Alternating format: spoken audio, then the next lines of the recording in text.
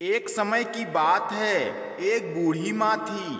उसके एक पुत्र और एक पुत्री थी। पुत्री की शादी हो चुकी थी। एक दिन भाई दूज के त्योहार में बेटे ने अपनी माँ से बहन के घर जाने का अनुरोध किया। तब बूढ़ी माँ ने कहा, बेटा तेरी बहन तो बड़ी कलिया है, वो हर वक्त लड़ती है, तू उसके घर जाकर क्या करेगा। बेटे के अनुरोध करने पर बूढ़ी माँ ने उसे अनुमति दे दी। भाई अपनी बहन से मिलने के लिए घर से निकलता है। रास्ते में उसे नदी मिलती है। नदी बोलती है, मैं तेरा काल हूँ, तुझे डुबाऊंगी। तब भाई कहता है, मैं कई साल बाद अपनी बहन से मिलने जा रहा हूँ, उससे मिलके आने दो, फिर वापस आते वक्त मुझे डुबा देना। तो नदी मान जाती है और उसे रास्ता दे देती है। थोड़ा आगे बढ़ता है तो रास्ते में उसे सर्प मिलता है। सर्प बोलता है, मैं तुम्हें डसूंगा। तब भाई कहता है, पहले मुझे अपनी बहन से मिलकर टीका लगवा लेने दो, फिर तुम मुझे डस लेना। सर्प भी उसे रास्ता दे देता है। अब वह आगे बढ़ता है। आगे जंगल में उसे एक शेर मिलता है। शेर कहता है, मैं तुझे खाऊंगा। तो भाई उसे भी बोलता है कि मैं पहले अपनी बहन से मिलकर टीका लगवा लूं, फिर लौटते समय मुझे खा लेना। शेर भी उसे रास्ता दे देता है। और अब भाई अपने बहन के घर पहुंचता है और आवाज लगाता है, देख बहन, 7 कोस दूर से तिलक कराने तेरा भाई आया है। बहन उस वक्त सूत काट रही होती है। तब उसका सूत बीच में ही टूट जाता है। यह मान्यता है कि यदि सूत काटते वक्त सूत बीच में टूट जाए तो जिस बहन के इकलौता भाई होता है वह सूत जब तक पुनः जुड़ नहीं जाता है तब तक बहन बोलती नहीं है। भाई बाहर से पुनः आवाज लगाता है। भाई की आवाज सुन जब बहन जवाब नहीं देती है तो भाई मन में सोचता है, मुझ गरीब से मेरी बहन बात नहीं करना चाहती। माँ सही कहती थी, मुझे यहाँ नहीं आना चाहिए था। यह सोचकर वह वापस जाने लगता है। इतने में बहन का सूत पुनः जुड़ जाता है और वह भाई को आवाज देती है और उसकी तरफ दौड़ती है और उसे बात ना करने का कारण बताती है। बहन बड़े प्यार व स्नेह से अपने भाई को घर में ले जाती है और वह अपनी सहेली पड़ोसन के घर जाती है और उससे पूछती है, सहेली, कोई जान से भी प्यारा मेहमान आए तो क्या करना चाहिए। पड़ोसन मजाक में कह देती है, तेल से चौका लगाना चाहिए और घी में चावल पकाने चाहिए। भोली बहन पड़ोसन का मजाक समझ नहीं पाती और वैसा ही करती है और अब ना तो चौका सूखता है और ना ही चावल सीजते हैं। इधर भूखा भाई उससे कहता है, बहन भूख लगी है, खाना परोस दो। तब बहन बोली, भाई आज ना तो चावल सीज रहे हैं और ना ही चौका सूख रहा है। भाई ने पूछा, कैसे तो तूने चौका लगाया और कैसे तूने चावल चढ़ाए।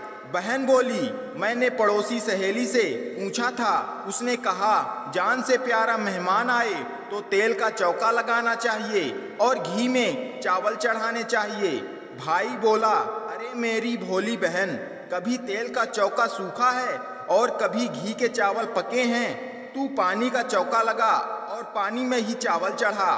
फिर वह ऐसा ही करती है। जब चौका सूख जाता है और चावल पक जाते हैं तब उसने घी और शक्कर डालकर भाई को भोजन कराती है और फिर उसके तिलक करती है। कई दिन बीत जाते हैं। एक दिन भाई बोला, बहन अब मैं घर वापस जाऊंगा, माँ अकेली है। अगले दिन सुबह बहन जल्दी उठकर गेहूं पीसकर भाई के लिए लड्डू बनाती है और कुछ लड्डू बच्चों के लिए रखकर अपने भाई को विदा करती है। सुबह जब बच्चे उठते हैं तो माँ से खाने को मांगते हैं। तब माँ उन्हें वही लड्डू दे देती है। तब वह देखती है, ये क्या, सारे लड्डू हरे रंग के हो गए। फिर वह चक्की में देखती है तो उसमें गेहूं के साथ एक सर्प भी पिस गया होता है। वह उन लड्डुओं को फेंक देती है और फिर अपने भाई के पीछे भागती है। रास्ते में एक पेड़ के नीचे उसका भाई बैठा होता है। उसे देखकर भाई बोला, क्या हुआ बहन? तब बहन पूछती है, मैंने तुझे जो लड्डू बांधे थे वो कहाँ हैं?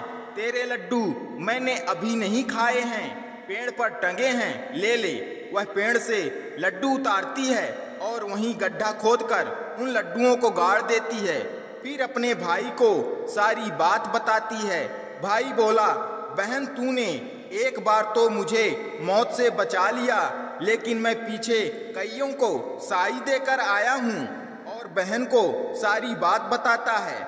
वे दोनों बैठे वहाँ बात कर ही रहे होते हैं कि बहन भाई से पानी मांगती है। भाई बोला, थोड़ी दूर एक तालाब है, वहाँ से मैं अभी पानी लेकर आता हूँ। बहन बोली, मैं खुद जाती हूँ और पानी पीकर वापस आती हूँ। वो पानी पीने तालाब पर पहुँचती है तो देखती है कि वहाँ एक बुढ़िया बैठी है। वो उसके पास जाकर पूछती है, माँ तुम यहाँ क्यों बैठी हो? तब वह बुढ़िया बोलती है, मैं विधाता हूँ, एक बहन के भाई की तांत गाड़ रही हूँ। तब वह पूछती है, माता वो कौन भाई है? तब विधाता बोलती है एक भाई जिसके प्यार में उसकी बहन ने सर्प की हत्या कर दी। बहन सोचती है ये तो मेरा ही भाई है। वह घबरा जाती है और विधाता से पूछती है, माता उस भाई को इस श्राप से बचाने के लिए क्या करना होगा? विधाता उसे बताती है कि उसकी एक बहन है, जब वो उसे गालियां दे और उसकी शादी होने तक यदि वह हर घात को टाल देती है तो उसका भाई बच सकता है। वो तुरंत अपने भाई के पास जाकर वह तुरंत कहती है, भाई मैं तुझे माँ के घर तक छोड़ने चलूंगी, लेकिन रुक, मैं अभी आती हूँ। और वो शेर के लिए मांस, सर्प के लिए दूध और नदी के लिए ओढ़नी लाती है और दोनों भाई बहन आगे बढ़ते हैं। रास्ते में उन्हें पहले शेर मिलता है। जैसे ही वह भाई को खाने के लिए आगे बढ़ता है, बहन उसके आगे मांस का टुकड़ा डाल देती है। शेर मांस के टुकड़े को खाने में लग जाता है और दोनों भाई बहन आगे बढ़ते हैं। आगे उन्हें वो सर्प मिलता है और जैसे ही सर्प उसे डसने के लिए आगे आता है, बहन सर्प के आगे दूध का प्याला रख देती है। सर्प दूध पीने लगता है। वह दोनों अब आगे चलते हैं। रास्ते में उन्हें नदी मिलती है जो भाई को डुबाने को तैयार होती है, पर बहन नदी को ओढ़नी उड़ा देती है। खुश होकर नदी रास्ता दे देती है। अब वह दोनों भाई बहन आगे बढ़ते हैं और अपने घर पहुंच जाते हैं। बेटी को देखकर माँ खुश हो जाती है, पर बहन उसी समय भाई को गाली देने लगती है। तब माँ बेटे से कहती है, इस कलिया बहन को क्यों ले आया? तब भाई बोलता है, माँ बहन तो बहुत अच्छी थी, पता नहीं पर इसे आते ही क्या हो गया। थोड़े दिनों में भाई का रिश्ता आता है। तब सब कहते हैं, बहन पागल तो है पर भाग्यवान है। पर जब ससुराल वाले सगाई के लिए मिठाई लाते हैं तो बहन कहती है, इसकी मिठाई क्यों बांटते हो? पहले मेरी मिठाई बांटो। कई बड़े बुजुर्ग बोले, इसे भी भाई के साथ बैठा दो। सगाई शुरू होती है, वहाँ आग लग जाती है। बहन को तो पता ही था कि उसके भाई का घात है। उसने तुरंत ही वह आग बुझा दी। अब कुछ दिनों बाद शादी के कार्यक्रम शुरू होते हैं, परंतु बहन हर समय भाई के साथ रहती थी। जब भाई की निकासी होने लगी तब बहन बोली, अरे इसकी निकासी क्या करते हो? पहले मेरी निकासी करो और इसे पीछे के दरवाजे से लेकर जाओ। बहन के इतना बोलते ही आगे का दरवाजा टूटकर गिर जाता है। सब कहते हैं, भले ही बहन कलिया है पर बराबर भाई की जान बचा रही है। जब भाई फेरों में बैठता है तो फिर बहन कहती है, इसकी जगह मैं फेरों में बैठूंगी। शादी के बाद जब दूल्हा दुल्हन की रात जागती है तो बहन कहती है, इसकी नहीं, पहले मेरी रात जगाओ। कई लोग बोले, बीच में पर्दा लगाकर इसे भी साथ में सुला दो। रात में जब भाई और भाभी सो जाते हैं तब वहाँ एक सर्प आता है। बहन तो तैयारी में ही बैठी थी। वह उसे पकड़कर टोकरे में रखकर सो जाती है। आज वह कई दिनों में निश्चिंत होकर आराम से सोती है। इधर उसकी माँ सोचती है बेटी के उठने से पहले ही मेहमानों को विदा कर देती हूँ, वरना फिर शोर मचाएगी।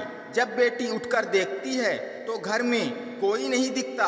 तब वह माँ से पूछती है, माँ सब मेहमान कहाँ चले गए? तब माँ कहती है, बेटा सब मेहमानों को विदा कर दिया है। तब बेटी बोलती है, माँ सब मेहमानों को वापस बुलाओ, तभी मैं विदा होऊंगी। उसके कहने के अनुसार माँ सभी मेहमानों को वापस बुलाती है।